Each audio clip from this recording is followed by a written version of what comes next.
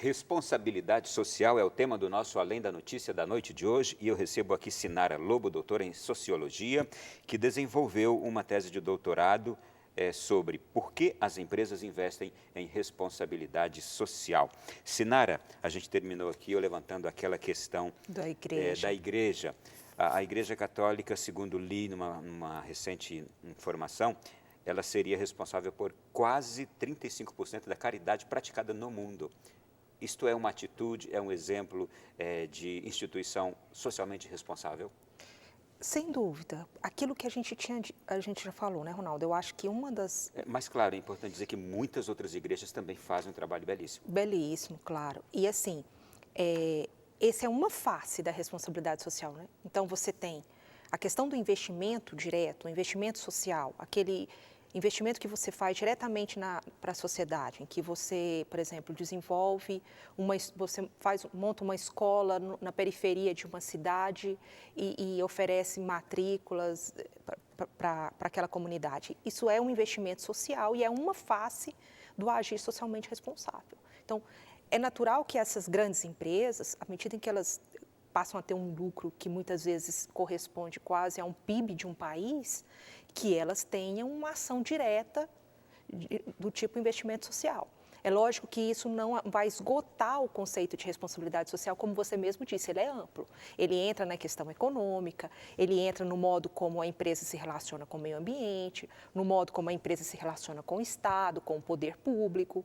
Então, ele é um conceito bastante amplo. Mas, sem dúvida que o investimento social é importante e que isso é uma face importante no agir socialmente responsável. Agora, e a igreja, geralmente, ela é uma grande empresa. Muitas, né, elas têm universidades, elas têm hospitais, elas possuem escolas, creches. Então, a igreja é uma grande empresa. E eu acho que a igreja sempre foi um ponto importante nesse discurso de responsabilidade social, sempre foi um ator importante nesse discurso, porque ela lá nos anos 40, nos anos 50, como eu disse, ela começa a puxar, é ela que começa esse discurso. No Brasil é um movimento, são os empresários cristãos, e eram empresários realmente com uma militância muito forte dentro da Igreja Católica, que também começam a puxar esse discurso muito antes de Betinho, né? Ele, logo nos anos 60, antes de chegar nos anos 70. Só que aí ele esse discurso ele modifica nos anos 90, quando as empresas começam a falar, olha, a gente não está fazendo só caridade, a gente não está fazendo só investimento social. Agir de uma maneira socialmente responsável tem a ver com o meu negócio, tem a ver com a forma pela qual eu atuo no mercado e com a minha sobrevivência e com a sustentabilidade do meu negócio a longo prazo. Então, essa é a diferença que surge aí nos anos 90.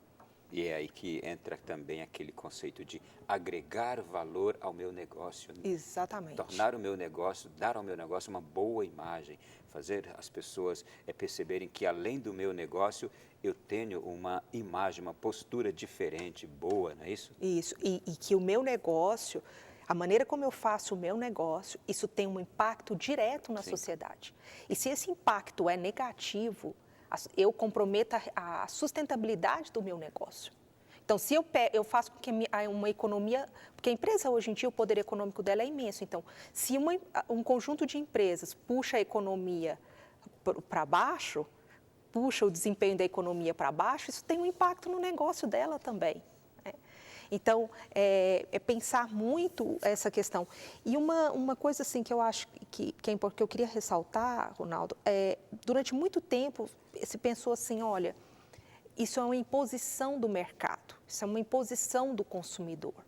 Eu acho que o consumidor hoje, ele ainda não é um consumidor consciente para boicotar determinadas empresas ou para prestigiar outras empresas. Não estou dizendo que esses movimentos não aconteçam, eles acontecem. Muitas vezes você tem um consumidor que ele diz assim, eu não vou comprar a marca tal, porque essa marca, eu fiquei sabendo que essa marca explora o trabalho, ela utiliza de trabalho escravo. Então, por exemplo, eu mesma já deixei de entrar numa loja que eu fiquei sabendo que ela utilizava trabalho escravo. Mas eu não acho que é esse movimento do consumidor que faz com que a empresa modifique a sua atitude. Porque esse movimento é importante, mas ele ainda não é tão forte, ele não é tão presente assim. O que a gente está observando é o seguinte, é que isso está bem claro para nós hoje.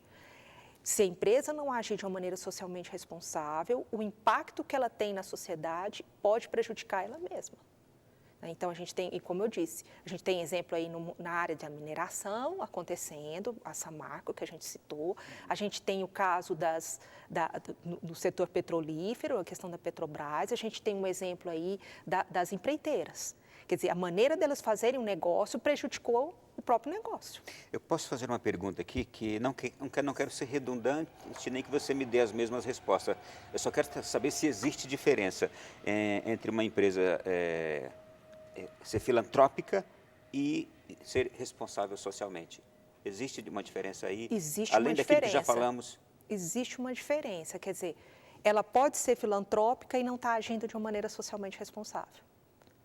Ela vai lá, ela tem uma escola, ela tem uma escolinha que ela sustenta numa periferia, mas ao mesmo tempo ela está, suponhamos, ela tá comercializando com narcotráfico, ela tá corrompendo um político, ela está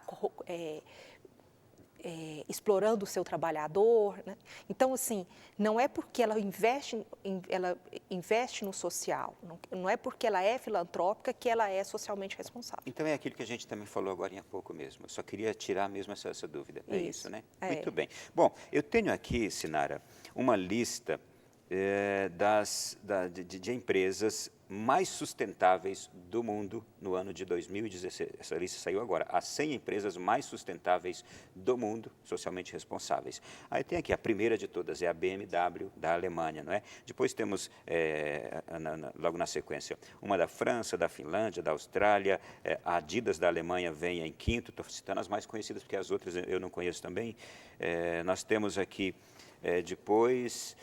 Aí, curioso aqui, as brasileiras mais bem colocadas são a Natura Cosméticos, que está em 61ª, e temos o Banco do Brasil na 75ª colocação. Você poderia dizer o que essas brasileiras fazem, que as caracterizam assim? E, se você quiser citar exemplos do que outras empresas falem no mundo? Tanto a Natura quanto o Banco do Brasil, eles estão no início desse movimento de responsabilidade social. Eu não lembro exatamente o dono da Natura, mas ele é um desses empresários que, inclusive, faz parte do Instituto Ethos e luta pela criação dessas entidades empresariais que vão puxar esse discurso de responsabilidade social. Para eu realmente acreditar que aquela empresa está agindo de uma maneira socialmente responsável, eu gostaria que a empresa pensasse mais no seu cliente. Entende? Por exemplo, questão do crédito. Eu não posso simplesmente emprestar sem estar preocupado se aquela pessoa para quem eu estou emprestando, realmente eu estou emprestando, eu estou endividando aquela pessoa ou eu estou fazendo um crédito responsável. Eu estou emprestando e eu estou ajudando ele a montar o negócio dele, eu estou simplesmente endividando aquela pessoa. Muitas vezes a gente assistiu no Brasil um crescimento muito grande do crédito, e um discurso muito grande no meio empresarial, bancário, e muitas vezes fazendo com que aquelas pessoas se endividassem sem capacidade de pagar. Isso tem um impacto muito grande na vida das pessoas. A pessoa endividada, você pode destruir famílias com isso. A pessoa, ela perde o trabalho, ela não tem mais condições de trabalhar porque ela está preocupada. E não é de hoje. Eu me lembro ainda menino, nas décadas de 80 e de 90, de conhecer trabalhadores rurais que perderam tudo. Perderam campo, perderam maquinários, perderam tudo. Muitos se suicidaram porque não aguentaram isto. Desde aquela época eu me lembro, a imagem do banco era a imagem de um vilão, era a imagem de algo que seria o grande causador de males para tantas famílias. Então, o banco, a minha imagem do banco da década de 80 era esse cruel, que se você não quitasse com ele as suas contas, você perderia tudo. E ali pessoas não aguentavam aquilo, famílias não aguentavam aquilo. Vi famílias serem destruídas lá no Nordeste, no meu Piauí, eu vi isso acontecer.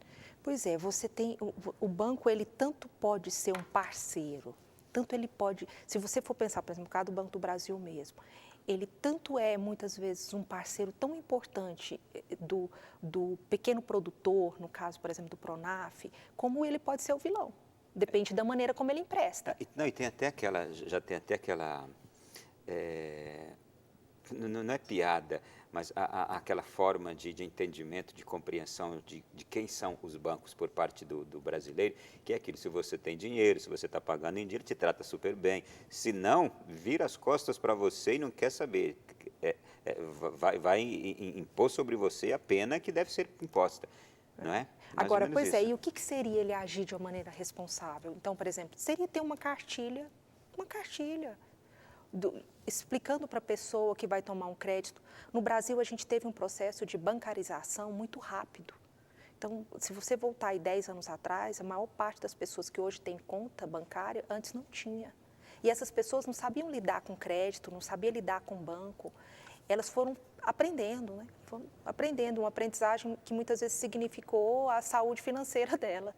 Então, o que seria agir de uma maneira ética? Você ter uma cartilha de educação financeira, é o gerente que senta e realmente explica para o cliente dele, olha, abrir a sua conta, o senhor vai receber um cartão dessa e dessa forma, a tarifa que o senhor vai pagar é tanto, o senhor vai ter que comprometer tantos por cento da sua renda, quer dizer, ele vai gastar 15, 20 minutos educando aquela pessoa para o sistema financeiro. Isso é agir de uma maneira socialmente responsável.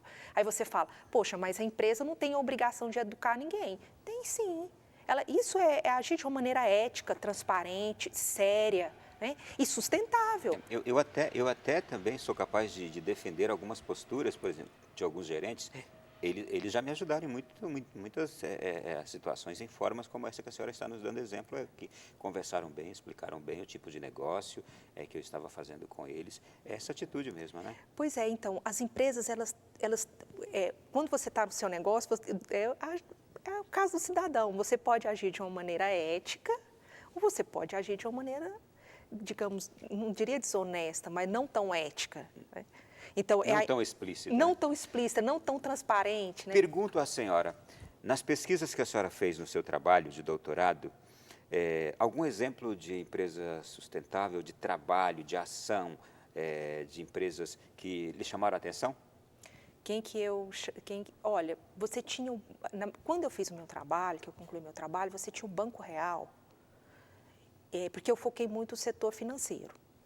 Então, eu achava, o Banco Real, ele realmente tinha uma preocupação em fazer o crédito de uma maneira que ele fosse sustentável. Então, ele era uma empresa em que toda a empresa comprou o discurso de responsabilidade social. Não era um discurso que era feito só pela diretoria da empresa, era um discurso que estava presente em todo o corpo da empresa. E ele tinha uma postura muito... por exemplo, a questão do microcrédito, né, foi um dos primeiros bancos a trabalhar o microcrédito e que ele tivesse resultado realmente para o pequeno empreendedor. Então, era uma empresa que trabalhava nesse sentido. Ele foi incorporado pelo Santander, né, o Banco Real é incorporado pelo Santander. Eu não sei se o Santander manteve essa postura que tinha o Banco Real naquele momento.